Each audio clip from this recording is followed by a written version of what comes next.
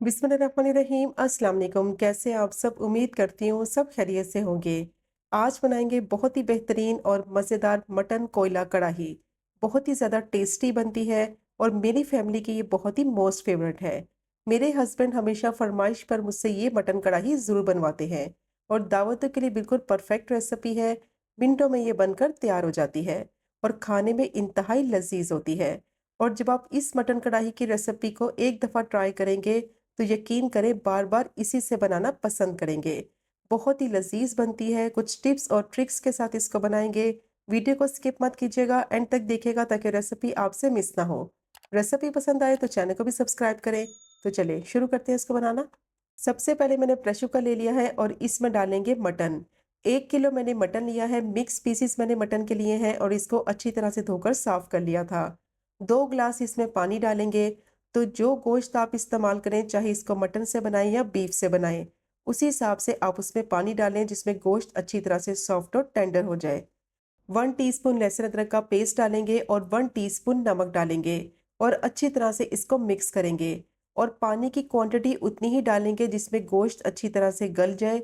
ज़्यादा पानी नहीं डालेंगे क्योंकि गोश्त पकेगा उसका अपना पानी भी निकलेगा। अब इसको लिड से कवर करेंगे और जैसे ही विसल बोलेगी तो 15 मिनट तक इसको पकाएंगे मीडियम टू हाई फ्लेम पे, ताकि गोश्त अच्छी तरह से सॉफ्ट और टेंडर हो जाए। तो 15 मिनट के बाद इसको चेक कर लेते हैं। स्टीम मैंने सारी निकाल ली है। बहुत ही ज़बरदस्त गोश्त जो है सॉफ्ट और टेंडर हो चुका है और मटन में अभी 1 ग्लास के करीब पानी बाकी है। तो ये यखनी अभी आगे जाके इस्तेमाल करेंगे, इसको वेस्ट नहीं करेंगे। इसका बहुत ही ज़बरदस्त टेस्ट और फ्लेवर आएगा। अब गोश्त अच्छी तरह से गल गया है, इसको साइड पे रखेंगे। अब मैंने पैन लिया है, उसमें डालेंगे आधा कप कुकिंग ऑयल और अच्छी तरह से ऑयल को गर्म करेंगे। और अब इसमें डालेंगे प्याज। 2 मैंने मीडियम साइज की प्याज को रफली चॉप कर लिया था। आपकी मर्जी है, प्याज को आप चॉप करके डालें या फिर स्लाइस करके डालें। तो मैंने थोड़ा मोटा मोटा इसको चॉप कर लिया था ताकि मसाले में ये अच्छी तरह से मिक्स हो जाए। अब प्याज को फ्राई करेंगे इतना कि इसका कलर जो है वो लाइट गोल्डन ब्राउन सा हो जाए। तो प्याज को मैंने 3 से 4 मिनट के लिए मीडियम टू लो फ्लेम पे अच्छी तरह से फ्राई कर लिया है। बहुत ही ज़बरदस्त देखिए ये गोल्डन ब्राउन हो गई है और कितना ज़बरदस्त इसका कलर आया है। इससे ज़्यादा प्याज को फ्राई नहीं करेंगे। और अब इसमें डालेंगे 1 टेबलस्पून भर के लहसुन अदरक का पेस्ट और इसको भी फ्राई करेंगे 1 से 2 मिनट के लिए, ताकि अच्छी सी इसमें से खुशबू आने लगे और लहसुन अदरक का कच्चापन ख़त्म हो जाए। लहसुन अदरक को अच्छी तरह से फ्राई नहीं करेंगे तो मसाले में इसकी एक स्मेल रह जाती है जिसकी वजह से टेस्ट ख़राब हो जाता है। तो इसलिए इसको अच्छी तरह फ्राई करना बहुत ज़रूरी है। इससे मसाले में फ्लेवर बहुत ही ज़बरदस्त आएगा। और अब इसमें डालेंगे टमाटर। 5 मैंने मीडियम साइज़ के टमाटर लिए थे। रफली टमाटर को मैंने स्लाइस कर लिया था।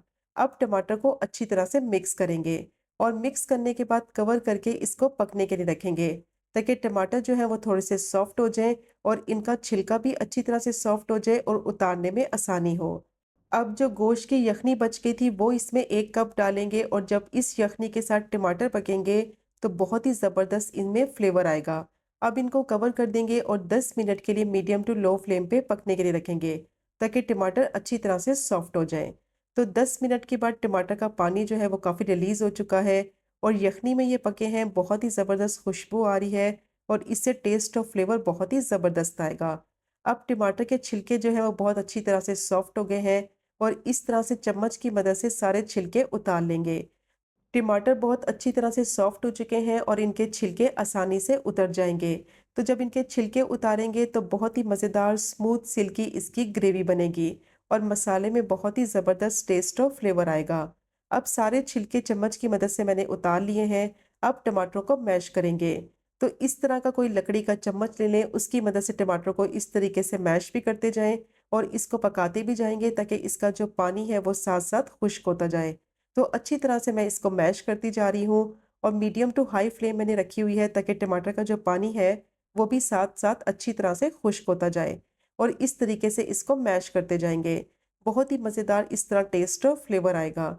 अब टमाटरों को मैंने अच्छी तरह से मैश कर लिया है। बहुत ही ज़बरदस्त देखें इसका मसाला तैयार हो गया है और ऑयल इसका सरफेस पे नज़र आने लगा है। अब इसको भूनेंगे कम से कम 2 से 3 मिनट के लिए, ताकि टमाटरों का कच्चापन ख़त्म हो जाए और ऑयल इसका सेपरेट नज़र आने लगे। अब जो मटन को गला के रखा हुआ था वो इसमें डालेंगे और इसको डालकर अच्छी तरह से मिक्स करेंगे। गोश्त तो ऑलरेडी गला हुआ है, इसको अब मसाले के साथ पकाएँगे इतना कि मसाले का जो फ्लेवर है वो अच्छी तरह से मटन में आ जाए। अब इसको अच्छी तरह से मिक्स करेंगे, मिक्स करने के बाद फ्लेम को मीडियम टू हाई कर देंगे और इसको कवर करके मसाले के साथ 5 से 6 मिनट के लिए पकने के लिए रखेंगे, ताकि जब मसाले में ये गोश्त पके और अच्छा सा टेस्ट और फ्लेवर आए। तो 5 से 6 मिनट हो गए थे गोश्त को मसाले के साथ पकते हुए, बहुत ही अच्छी इसमें से खुशबू आ रही है। अब इसको अच्छी तरह से कुक करेंगे और इसको इतना पकाएँगे कि जो इसका पानी दोबारा निकला है वो अच्छी तरह से खुश्क हो जाए और साथ ही इसमें ऐड करेंगे कुछ मसाले, 1 टीस्पून लाल मिर्च पाउडर, 1 टीस्पून कुटी हुई लाल मिर्च और 1/4 टीस्पून हल्दी डालेंगे और अच्छी तरह से इसको मिक्स करेंगे। और अब गोश्त को इतना पकाएँगे कि पानी सारा खुश्क हो जाए और ऑयल इसका बिल्कुल सेपरेट नज़र आने लगे और फ्लेम को मीडियम टू हाई रखेंगे। यकीन करें ये इतनी टेस्टी मटन कढ़ाई बनती है कि जब आप इसको फर्स्ट टाइम में ही ट्राई करेंगे तो बिल्कुल परफेक्ट आपकी बनेगी और बहुत ही लाजवाब बनेगी। रेस्टोरेंट से कई गुना ज़्यादा बेहतर आप इसको घर पे बना सकते हैं, वो भी बहुत ही कम बजट में और ज़्यादा क्वांटिटी में। मटन को मैंने अच्छी तरह से भून लिया है, ऑयल इसका बिल्कुल अलग हो गया है। अच्छी तरह से इसको भूनेंगे ताकि इसकी स्मेल भी ख़त्म हो जाए और इसमें मसाले का बहुत ही ज़बरदस्त टेस्ट और फ्लेवर भी आ जाए और ऑयल इसका बिल्कुल सेपरेट हो जाए। और अब इसमें डालेंगे बाकी के स्पाइसेस। तो अब इसमें नमक डालेंगे मसाले के हिसाब से, तो हाफ टी स्पून मैं इसमें नमक ऐड करूँगी या फिर आप अपने टेस्ट के हिसाब से डालें। 1 टीस्पून भुना कुटा हुआ ज़ीरा डालेंगे, 1 टेबलस्पून भुना कुटा हुआ धनिया डालेंगे और हाफ टी स्पून कुटी हुई काली मिर्च डालेंगे। अब दोबारा से मसाले डालने के बाद इसको भूनेंगे 5 से 6 मिनट के लिए, ताकि मसालों का फ्लेवर जो है वो मटन में आ जाए। तो मटन को मैंने अच्छी तरह से भून लिया है मसाले डालने के बाद, ऑयल इसका बिल्कुल सेपरेट हो गया है, बहुत ही ज़बरदस्त मटन में से खुशबू आ रही है। जितनी अच्छी तरह से मटन को भूनेंगे उतना ही ज़बरदस्त कढ़ाई में टेस्ट और फ्लेवर आएगा। अब कढ़ाई बिल्कुल रेडी हो गई है और अब इसमें डालेंगे स्लाइस की हुई अदरक, 3 से 4 हरी मिर्चें डालेंगे और हस्बे ज़रूरत हरा धनिया डालेंगे। कोयला कढ़ाई बना रहे हैं तो इसको कोयले का धुआं देंगे। तो गरम किया हुआ कोयला रखेंगे, थोड़ा-सा ऑयल इसके ऊपर ड्रिज़ल करेंगे और फ़ौरन से इसको कवर करेंगे 3 से 4 मिनट के लिए, ताकि अच्छा-सा स्मोकी सा जो कोयले का फ्लेवर है वो मसाले में आ जाए।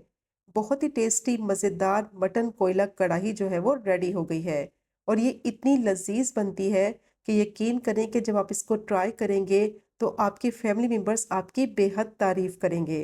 तो ये चेक करें आप इसकी फाइनल लुक, कितनी मज़ेदार मसालेदार ये मटन कोयला कढ़ाई बनकर तैयार हुई है और मटन देखें कितना मज़ेदार मसालेदार जूसी सॉफ्ट और टेंडर है।